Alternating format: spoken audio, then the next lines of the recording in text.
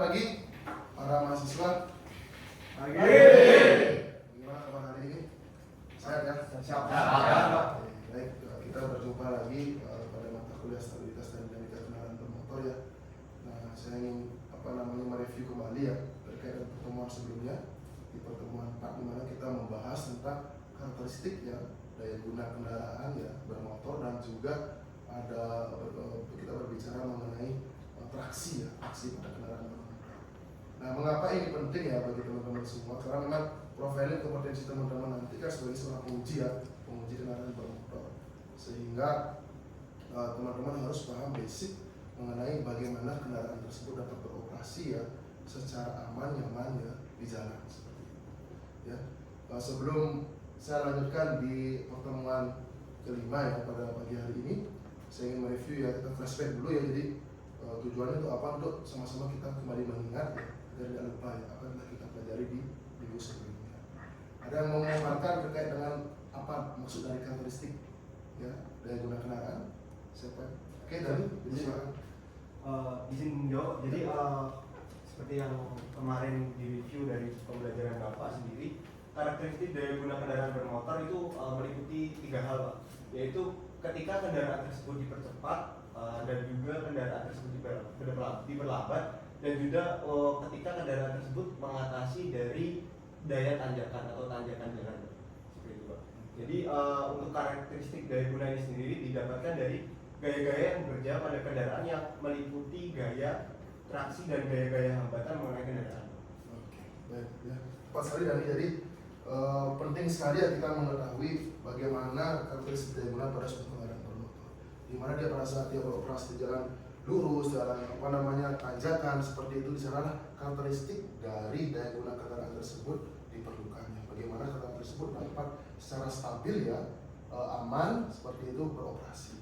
Nah, dalam prosesnya tersebut kendaraan akan mengalami suatu traksi ya, yang namanya traksi kendaraan pada kendaraan bermotor. Nah, ada 2 hal ya mengenai bagaimana traksi kendaraan bermotor dapat terjadi. Ada yang masih ingat 2 itu apa saja? Ya, oke, Reksi silakan. Izin Bapak, berdasarkan pertemuan sebelumnya, untuk perhitungan traksi yang dihasilkan dari kendaraan itu bisa kita dapatkan dari 2 cara, Pak. Yang pertama dari gaya maksimum yang mampu ditahan oleh bidang kontak antara ban dan jalan, dan untuk yang kedua itu dari daya mesin dan karakteristik sistem driveline dari kendaraan. Iya, betul sekali ya. Yang pertama tentu saja dari bagaimana kendaraan tersebut memiliki suatu gaya ya dalam bekerja. Dia memiliki gaya maksimum yang dapat kita hitung ya.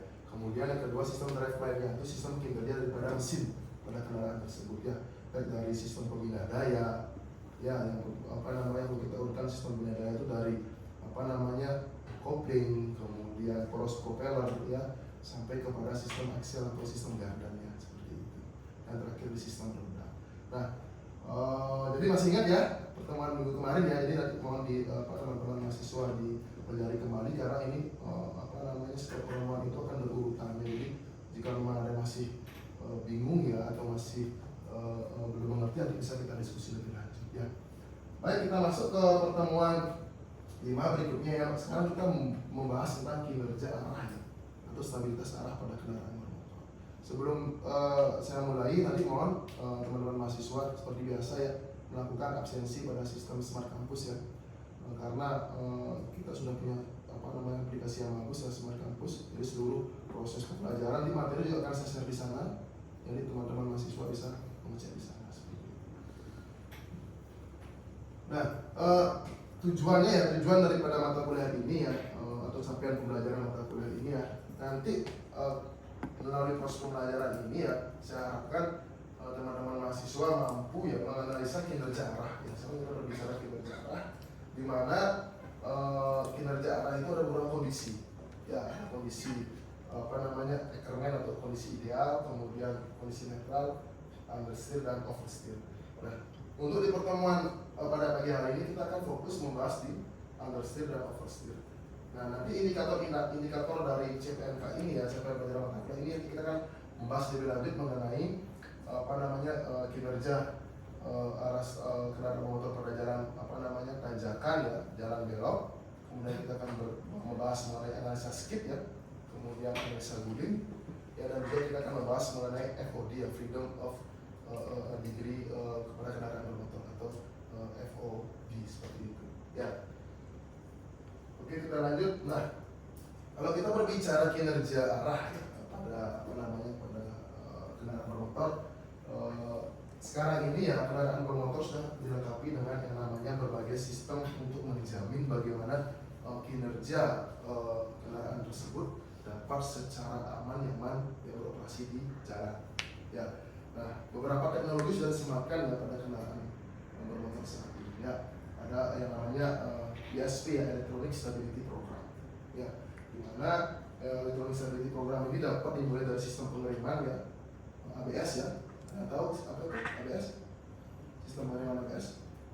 Ya, sih. Coba untuk ABS itu anti-lock braking system. Ya, anti-lock braking system. Ya, bagaimana jika kendaraan tersebut menunjukkan kecepatan tinggi, ya, kemudian melakukan berhentian secara mendadak, ya, karena mungkin suatu ada kendaraan di depan, maka kendaraan akan melakukan sistem pengiriman ABS tersebut akan memastikan sistem roda tidak terkunci, ya, sehingga safety pada pengemudi dan penumpang lebih baik lagi seperti itu. Dan juga ada yang namanya traction control system, ya, atau TCS, ya, yaw dan steer seperti itu.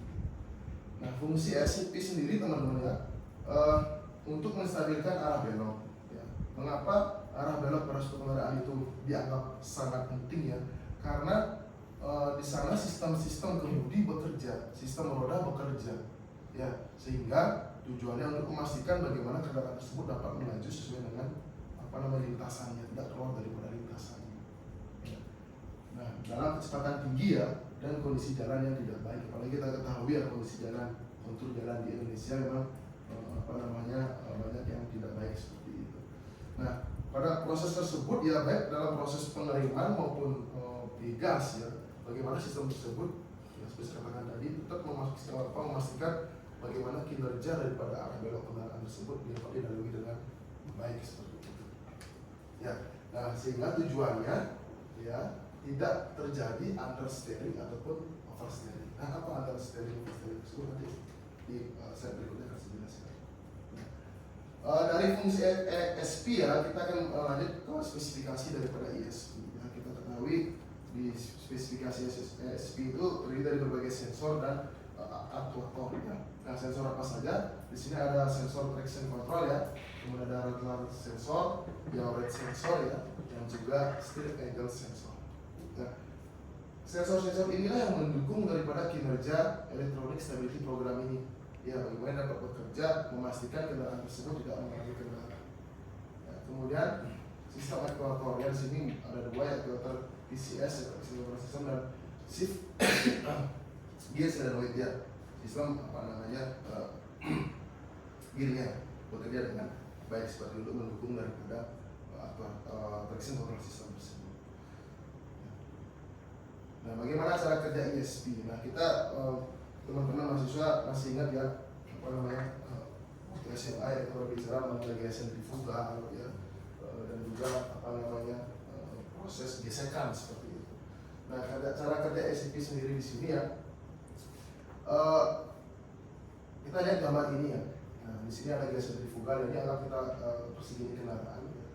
Bagaimana kendaraan tersebut beroperasi, ya, itu ada kendaraan akan memunculkan gaya, yakni gaya sentrifugal, kemudian apabila kendaraan tersebut maju ke depan, dia akan memberikan arahan untuk kendaraan tersebut memiliki titik berat dari kendaraan tersebut, ya, dan juga pada saat membelok di sana ada radius belok daripada kendaraan. Nah, kalau kita spesifikkan, ya, antara kendaraan dengan model kendaraan yang kita pakai di sini, ya, di mana gaya sentrifugal tersebut merupakan titik berat dari kendaraan. Di sini di ban depan dan belakang, ya, pasti ada respon, ya, respon gaya ban depan dan respon gaya ban belakang, ya, di sini, di mana antara titik tengah, ya, para kendaraan tersebut antara poros roda depan kita asumsikan A, ya, dan kemudian untuk jarak poros di tengah dengan roda kendaraan kita asumsikan B seperti itu. Nah, teman-teman, titik berat terletak berjarak lebih dekat dengan poros roda depan daripada poros roda belakang. Kita lihat, ya, sesuai, ya, ya, di A kurang daripada B, ya seperti itu. Maka bila kendaraan sedang berbelok dengan kecepatan tinggi, ya, akan timbul gaya sentrifugal. Nah, ini dia. Kalau berbelok di sini ya akan muncul gaya sentrifugal, ya, yang bertumpu pada titik berat kendaraan tersebut. Ya. Dengan arah tegak lurus arah longitudinal kendaraan. Nah, respon ya yang diberikan untuk menahan gaya sentrifugal tersebut ya, ditahan oleh roda depan dan roda belakang. Ya, maka berdasarkan kesetimbangan gaya tersebut ya, maka respon ban depan pasti lebih besar daripada respon ban belakang. Misalkan ada pertanyaan, Pak, bagaimana jika kendaraan tersebut memiliki sistem pergerakan roda yang berbeda? Ya, misalkan dia penggerak roda depan ataupun penggerak roda belakang, apakah ada pengaruhnya? Ya tentu saja ada pengaruhnya. Ya, tetapi secara kalau kita berbicara titik berat kendaraan, hal tersebut sama. Ya, baiknya penggerak roda depan maupun penggerak roda belakang jika dia mengalami suatu proses pembelokan kendaraan, ya, maka asumsinya kita anggap sama. Ya. Nah, gaya respon ban depan yang lebih besar tersebut yang muncul tadi ya, yang akan mengakibatkan understeer, ya. Bila cengkraman ban ya, gesekannya pada jalan ya, istilahnya koefisien gesek lateral ya, pada lebih kecil daripada gaya respon ban tadi. Ya, dia akan muncul understeer, ya, jika ya cengkraman ban jalan ya, ban dengan jalan yang lebih kecil daripada gaya respon yang diberikan oleh kendaraan, maka muncul dia understeer. Seperti itu. Di sini ada pertanyaan atau kita lanjut? Lanjut dulu ya. Diskusi kita ada. Ya. Nah, kemudian lanjut. Nah, pada saat kendaraan tersebut ya berbelok ya, di sini kita lihat ya ada dua kendaraan ya, dengan kondisi pertama understeer dan kondisi berikutnya adalah oversteer. Ya. Apa yang terjadi bila titik berat kendaraan lebih ke belakang? Tadi kan A kurang dari B ya. Titik berat terletak lebih dekat roda depan dengan roda belakang. Nah, apa yang terjadi? Sekarang kita balik ya. Apabila titik berat kendaraan lebih ke belakang ya, A lebih besar daripada B. Tentu di sini akan berdampak sebaliknya. Ya. Respon gaya ban belakang akan lebih besar ya, daripada gaya ban depan. Ya, akibatnya akan terjadi ini dia, oversteer. Ya, A kurang B understeer, ya, A lebih besar daripada B, oversteer. Ya, nah, perbandingan nilai A dan B inilah yang mengakibatkan under dan oversteer. Nah, ESP di sini bekerja, ya, adalah untuk meminimalkan terjadi ini, teman-temannya, understeer dan oversteer. Ya, namanya juga stability program ya, menstabilkan. Nah, seperti itu. Nah, kita skemakan ya, pergerakan daripada bagaimana sih kondisi over sama understeer tersebut dapat terjadi. Ya, nah ini ESP ya, bekerja pada saat belok ya, dan kondisi digas kendaraan tersebut atau cruise. Ya, nah, kita lihat di sini. Nah, ESP tersebut tetap menguncinya ke ECU. Ada yang masih ingat apa ECU? Ya, tadi Elektronik kontrol unit. iya, elektronik kontrol unit, kayak otaknya sistem kendaraan seperti itu. Kalau kendaraan sekarang itu, kalau udah ECU-nya yang rusak itu sama kayak beli kendaraan baru. Ya, hal ini otak daripada kendaraan. Karena banyak menggunakan sensor. Ya, kalau kita lihat di sini, ya understeer correction. Di mana yang pertama, ya kondisi kendaraan ya dibelokkan ke kanan ya, pedal gas posisi tetap ya. Jadi pengemudi pada saat belok tetap menggunakan mengoperasikan kendaraan tersebut ya, pedal gas tetap digunakan kendaraan mulai belok ya. Nah, kemudian dia akan mengalami suatu kondisi ya, akan muncul sudut belokan di sini ya. Nah, diperoleh ya dari sudut setir pengemudi ya dan wheel speed ya, WSS ya, seperti itu. Wheel speed ya, kecepatan daripada roda, dan perbedaan inner wheel ya dan outer wheel speed dibandingkan dengan tracking atau gerakan aktual ya. Nah, gerakan itu diperoleh dari yaw-rate tadi ya, yaw-rate sensor dan lateral sensor. Ya, maka terdeteksi akan terjadinya understeer. Nah, sensor-sensor ini sudah akan memprediksi dia akan terjadi understeer seperti itu. Nah, kemudian ESP akan bekerja, ya. Nah, dia akan memberikan informasi ya dari sistem SEO tersebut. Torsi mesin akan mulai dikurangi. Ya, roda penggerak belakang kanan direm ya, untuk mengurangi kecepatan sekaligus mempercepat putaran roda penggerak. Ya. Kemudian kendaraan cenderung belok kanan mengimbangi understeer moment. Nah, sini. Jadi yang garis hijau ini ya, sehingga dengan ESP tersebut kendaraan akan dapat melaju dengan baik seperti itu sesuai dengan lintasan. Bagaimana tanpa ESP maka ya kendaraan tersebut ya akan keluar ya daripada kondisi lintasannya ya, karena ya tidak sensor yang tersebut ya pada kendaraan tersebut tidak dapat memberikan sinyal atau memberikan informasi ya kepada pengemudi, nantinya akan terjadi kondisi understeer seperti itu. Ya, jadi ini teman-teman kondisi understeer ya dengan kondisi ya saat belok digas seperti itu. Nah, kemudian kondisi yang berikutnya kondisi oversteer ya. Tadi under ya, sekarang kita berbicara oversteer. Sama ya di sini ya, electronic control unit pada sistem kendaraan ya bersama ESP ya akan mencoba melakukan eliminasi oversteer secara otomatis. Ya. Nah, yang pertama kendaraan ya melaju ya ke jalan belok ya, kemudian setir dibelokkan ke kanan, kendaraan mulai belok ya, sentrifugal pada kendaraan akan mulai bekerja ya. Titik berat kendaraan akan mulai bekerja, arah longitudinal kendaraan akan mulai bekerja. Nah, pada saat belok tersebut ya, referensi belok akan muncul di sini. Ya, sensor sudut kemudi ya, wheel speed ya, kemudian akan lebih rendah daripada traffic aktual. Ya, yaw-rate sensor dan lateral sensor juga akan memberikan informasi, dia akan mulai bekerja. Ya, bahwa kondisi di sini akan terjadi oversteer seperti itu jika tidak dilakukan suatu tindakan pencegahan. Ya. Nah, kemudian sama tadi ya kondisi ya, torsi mesin akan mulai dikurangi. Ya. Kemudian roda penggerak kiri direm ya. Dan pengemudi maka roda penggerak kanan akan mendapat torsi lebih untuk melawan momen oversteer. Ya. Bila perlu roda depan kiri juga akan melalui proses penurunan. Ya. ESP ini akan muncul di panel indikator. Ya, di speedometernya itu. Ya. Nah, kalau kendaraan sekarang itu pada saat mulai dihidupkan ya, banyak sensor muncul itu ada ESP, itulah sensor daripada ESP tersebut. Nah, kalau dengan ESP datang dengan mudah ya, dengan mudah kendaraan tersebut akan melaju ya sesuai dengan lajurnya. Kalau dia tidak memakai ESP dia akan keluar dari lintasan. Ya, kalau under itu dia cenderung akan keluar ke kiri. Ya, kalau over ke kanan. Ya, kayak ini. Nah, Pak, itu kan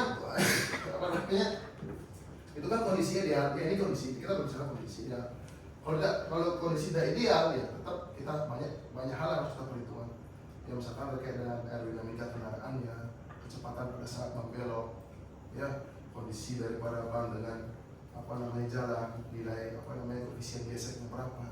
Ya, dari sana nanti kita pelajari di pertemuan selanjutnya, kita akan menghitung bagaimana kondisi oversteer sama understeer ini akan dapat terjadi ya pada jalan belokan ya, kemudian akan muncul dengan kondisi-kondisi yang memang membahayakan bagi pengemudi seperti ini. Ya. Oke, kita lanjut. Nah, bagaimana kondisi pada saat belok dan giring? Tadi kan digas nih, ya kondisi ideal pada saat digas. Bagaimana dengan kondisi giring? Kita mulai dari understeer. Ya, sama ya. Di sini SU dan ESP dalam bagaimana eliminasi ya proses understeer itu secara otomatis. Ya, sama ya tadi kondisi ya setir dibelokkan ke kanan ya, pedal rem posisi diinjak ya, kendaraan mulai belok. Nah, Kemudian berdasarkan referensi belok ya, karena ada muncul sudut di sini ya, sudut setir yang muncul dari pengemudi melalui speed sensor juga akan mulai bekerja, dan perbedaan inner wheel ya dan outer wheel speed dibandingkan dengan tracking ya diperoleh dari yaw rate sensor dan lateral grip sensor. Simpelnya ini teman-teman, sensor yaw rate sama lateral sensor ini akan bekerja ya pada sistem ESP tersebut. Ya, hanya dua sensor ini. Ya, ditambah ada juga ada wheel speed sensor terkait dengan kondisi daripada gerakan roda. Ya. Kemudian roda penggerak kiri di sini ya, ini ya. Nah, kiri ini. Ya. Dikurangi remnya, dia akan namanya prosesnya dam ya. Sehingga lagi sumber cepat putaran roda penggerak belakang kiri ya, kendaraan cenderung belok ke kanan ya. Karena di roda belakang kiri yang di rem ya, maka kendaraan secara otomatis ya akan cenderung belok ke kanan seperti itu. Ya, sentrifugal sama arah longitudinal kendaraan tadi ya. Nah kemudian kalau dengan ESP ya dia kan ya smooth saja teman-teman. Ya, tidak akan mengalami kondisi keluar daripada lintasannya. Ya, jadi ini dengan ESP ya dia akan arah kendaraannya benar, tidak akan mengalami kendala seperti itu. Nah, kalau tanpa ESP kondisinya seperti ini, misalkan kecepatan tinggi, ya dia melakukan pengiriman mendadak tanpa ESP dia akan keluar daripada lajur jalan seperti itu. Ya apalagi kalau sekarang kendaraan sekarang itu hampir seluruh kendaraan telah dilengkapi dengan sistem keamanan yang memadai. Ya, kita berbicara sistem pengiriman ya ABS, EBD, ya, dan sistem-sistem pengiriman sensor canggih lainnya. Kalau kita berbicara mengenai tapi sekarang yang paling muncul itu sistem ADAS ya, Advanced Driver Assistance System, ya, di mana terdapat titik kamera ya, hampir jadi pengemudi itu mengetahui bisa melihat kondisi 360 derajat kendaraannya, ya, depan ada kamera, belakang ada, kiri kanan ada, seperti itu, ya. Jadi perkembangan teknologi kendaraan ini sudah sangat meningkat sekali ya, seperti itu ya. Mengikuti ya kalau kendaraan yang dilengkapi dengan sistem safety yang bagus ya, otomatis harga juga semakin mahal ya. Nah sekarang kondisi oversteer ya pada saat belok kiri, sama ya di sini control unit sebagai otaknya dia akan bekerja memastikan ESP dapat bekerja dengan baik ya. Di sini oversteer correction ya, sama ya tadi ya, setir dibelokkan ke kanan ya, kendaraan diinjak ya, kendaraan mulai ya, sentrifugal pun mulai bekerja di sini ya, titik berat kendaraan ya. Kemudian referensi belok ya, kendaraan akan mulai belok, muncul sudut belok di sini, wheel speed sensor akan memberikan sinyal ya.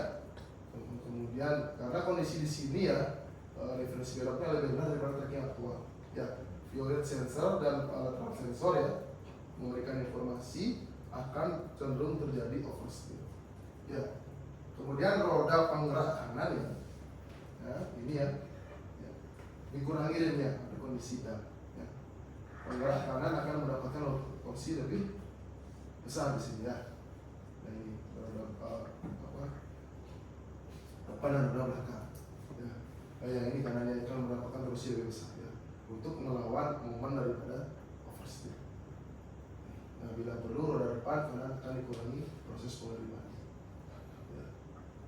Nah, seperti itu. Kemudian ESP bekerja memastikan arah kendaraan ya, berjalan sesuai dengan lajurnya. Nah, kalau tanpa ESP ya dia akan belok ke kanan ya, kalau daripada lajur. Kalau kita lihat case-case kecelakaan yang terjadi ya, mana lebih banyak, mobil barang atau mobil penumpang terkait dengan oversteer? Mobil barang ya, mobil barang. Karena apa? Mobil barang udah lengkap ESP belum? Kan? Kebanyakan belum ya? Ya, seperti itu ya. Apalagi banyak hal yang mempengaruhi bagaimana sekarang mobil barang tersebut dapat mengalami understeer, oversteer. Apalagi sekarang berbicara odol ya, over the bensin, over loading seperti itu. Nah ini tugas teman-teman ya sebagai penguji juga ya, untuk memastikan bagaimana odol itu bisa dibasmi ya. Karena apa? Karena sampai sekarang odol itu masih terjadi ya.